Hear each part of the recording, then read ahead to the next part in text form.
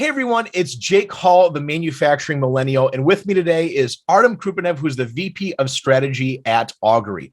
We're going to be having some great conversations today, just really talking about workforce development, Industry 4.0, digital transformation, and how all these are relating to the manufacturing industry. So Artem, thanks for joining me today. Hey, it's great to be here. I'm glad we finally got a chance to connect. Absolutely. So, tell me a little bit about yourself. Where's your background? How did you get into the position you are now, talking about strategy? Who is Augury and what's the involvement? Sure. So my background is actually not in manufacturing. I have a degree in political science, believe it or not.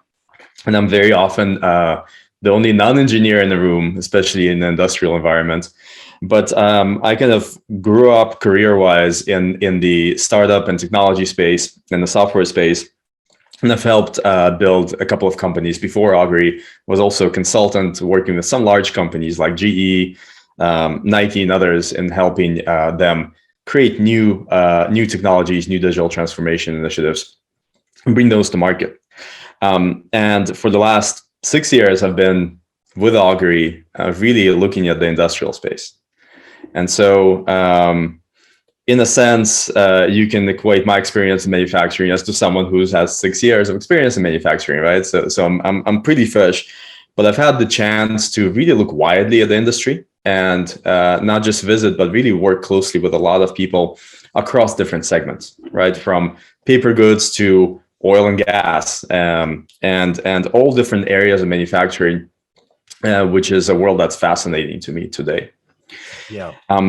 And what's interesting is that when you build products, when you create technologies, it's not just about the thing that you're making; it's about the people, right? And over the last 2 years, I've had really a chance to meet people who are on the production lines at the forefront of working with the manufacturing industry, and really explore and really study what matters to people within manufacturing in order to be able to provide them with products and technology, and have actually found and discovered some very interesting things. Yeah, absolutely. So this has been my journey so far. That's awesome. The one thing I always love having conversations with is people who did not start in manufacturing, because manufacturing has been this, idea for so long of just people who've been in the industry for decades and decades and how they approach problems and how they're, driving new technology. And then when you have a person who comes from a technology background, but then goes into manufacturing, it's a whole different perspective on how we're addressing these technologies, how we're implementing these technologies, how these technologies are going to, strategically change how manufacturing is being done. What are other ways going into the digital transformation of manufacturing? How is that impacting businesses? So I think this is maybe more of a generational change than we understand today. Mm-hmm. I think the impact of it is larger than kind of we have really the ability to comprehend at this point. But I think we have some analogies, right? Where, for a software engineer, or actually anybody within the knowledge workspace, whether it's a lawyer or maybe a doctor or somebody else, it's almost unthinkable to have your skills, what you do day to day, not be digitized, and almost immediately. Right? If you think as a software engineer that you write a piece of code, you assume that piece of code, that what you produce, part of your creativity, is going to live within the internet forever, potentially, right? Unless somebody deletes it. That's not the case in manufacturing. And in a lot of places, I've seen there's still an apprenticeship model in a sense, where knowledge is transferred from one person to the other. When one person retires, that knowledge leaves with them, right? So essentially, somebody who is in manufacturing today, within that structure, they're not contributing to, you could say, to the combined knowledge of their company or combined knowledge of humanity in the same way as somebody who has their knowledge digitized. So one way to look at this transition is one way to think about it is how much contribution to manufacturers or people manufacturing have to the overall collective intelligence of society. And digitization is a means of actually putting people in manufacturing and giving them a lot more of a voice in that collective, I would say, intelligence or that collective knowledge of society, in the same way that has happened within the software engineering space and within the knowledge work space, I'd say 20 years ago. Yeah. So that is the transition. And that's also the transition for businesses, right? How much of a role do you play, not just as a business that manufactures goods, but as a business that drives demand, that influences people's opinions about how they should use those goods? How much of a connection do you have to the end consumer, right? Once you digitize, that thread goes all the way through from, let's say raw materials and ideas, all the way through to how that product is being used and how it influences some of the larger, has a larger impact on society. This is maybe a little bit more philosophical than you had in mind in terms of the question, but I believe that the transition that we're undergoing today within manufacturing is giving both people and businesses a lot more of a voice and a lot more of an impact on society than there has been for the last 100 years. And not just driving kind of the economy behind what we consume, but also influencing how we live and how we consume those things in a more meaningful way. I would say that manufacturers are leading sustainability and change within. I think more than any other industry, manufacturing is impacting to do a better job of creating environmental change through where we live. Absolutely. And you asked the question about, what's the gap? We kind of went a little bit wider, and a bit more historical in terms of what is the gap, for millennials entering into manufacturing. And that's the reason why I think the future is bright, is because we kind of lost that in manufacturing, a little bit of that innovation leadership over the last 30 years. Yeah. Because people, okay, we kind of figured out manufacturing and in some ways have moved a lot of it into these lower cost economies, right? And it wasn't top of mind in terms of innovation in the last 30 years. But first of all, it should have been, right? Yeah. If you think about it. And the second thing, there's such a huge problem to solve now today in terms of the environment and in terms of the way, the consumer behavior is changing. That it's almost, it's not just imperative, manufacturing is key to be able to solve that problem. Yeah. Right. And the transformation that's going to happen in manufacturing will be driven by technology, by that knowledge transformation, by digitization.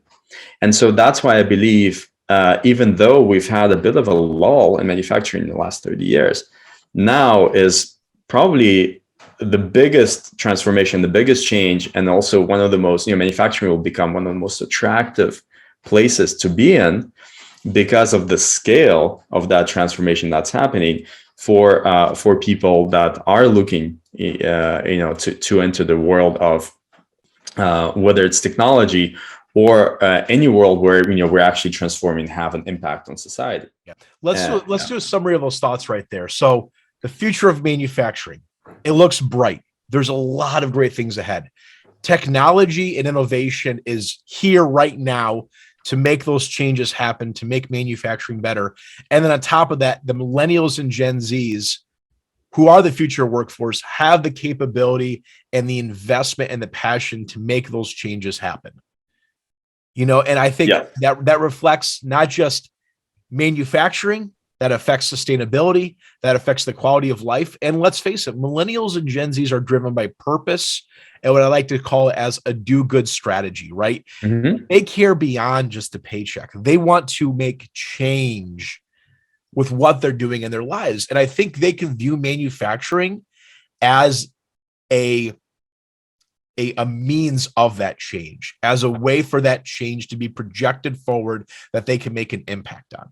If you are a STEM focused, right, or business maybe focused and client person going into the workforce today, and you have the you are driven by making impact and change, manufacturing today is the single most impactful area you can go into. Yeah. in order to have that environmental impact, that impact for the better society. I have absolutely no doubt about it, because the Absolutely. leverage within that industry is just so high. Whether it's emissions, whether it's efficiencies, whether it's impact on people and how they actually live their lives is Yeah. just tremendous, right? It is higher than I would say anywhere else. But the question, that's one question I have for you is, understanding the higher level, the future does look bright and it does look impactful. But how do you think, if you had the ability to make, changes, wave a magic wand, Mm-hmm. what do you think would be some of the most impactful things we can do to make sure that millennials understand it and are also enabled to make that change within manufacturing? Yeah. Yeah. I think let's add Gen Zs to that conversation, right? Because Sure. millennials right now, I'm a millennial. I've been in the industry for 12 years now and I have kids, right? I think a lot of people forget where millennials are We're both millennials here, yeah, in for the sure. age of life. So let's add Gen Zs to that Yeah. conversation. What could we do that's impactful? Reinserting ourselves in the educational system from an early age for kids, right? Millennials can only do so much in the industry right now with the status that we're changing. And millennials are the largest workforce now in the industry. And a lot of us have already established what our careers are going to look like for the most part. The people who haven't established those careers yet are the kids still in school. So how do we make an impact? We as manufacturers, we as organizations, we as people in the community need to insert ourselves and create awareness around what innovation and technology is happening in manufacturing.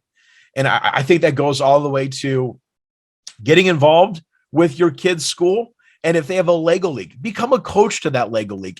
Get them excited and get 10 other kids excited about science, robots, Lego. I have Lego. You're talking, Artem, right before we started the conversation. I have Lego here, and people ask me about it all the time because that was such an impactful moment for my career to get me into manufacturing. And right now we're in the middle of first robotics season. It kicked off in January. There's literally tens of thousands of teams competing globally as part of first robotics to encourage them to go into science, technology, engineering, and math, which is all great components of what manufacturing is. If we could do a better job as companies going from an early childhood all the way up to high school to even local colleges and universities and invest in those programs, so those programs are being our voices for our industry, that is how we create our greatest change. Because when I was graduating, I met with my guidance counselor and in high school going in, manufacturing was never a discussion that was brought to me. I said, this is what I want to do because this is what I'm currently involved with. But I would have never have been given that opportunity to look at as a career with that choice by the educational system that was 10 years ago. So we're going to wrap up the conversation. Artem, it was such a phenomenal job, a phenomenal opportunity to have a discussion with you. I loved your impact. I loved your takeaways. Just a few things, right? Manufacturing is an industry that creates other industries. That is a huge takeaway that I think we as an industry need to better recognize. And then the other big one, the other big takeaway I had was, as the current workforce retires, it's not just the labor that you're losing, but it's all the knowledge that has been created in your industries, in your processes as a manufacturer that you're going to lose. So how are you as a company going to do a better job retaining that knowledge to be then distributed and communicated to your next workforce? Absolutely. Yeah. And part of that, of course, is technology and insight that you have. And it's been really a pleasure speaking with you. I loved the back and forth, and I also love your take on the workforce, and really believe in the mission that you're driving for the industry. There are not as many people, unfortunately, that do that well, and I think that you do that really well. So it's been a pleasure. I appreciate it. All right. Thanks everyone for listening.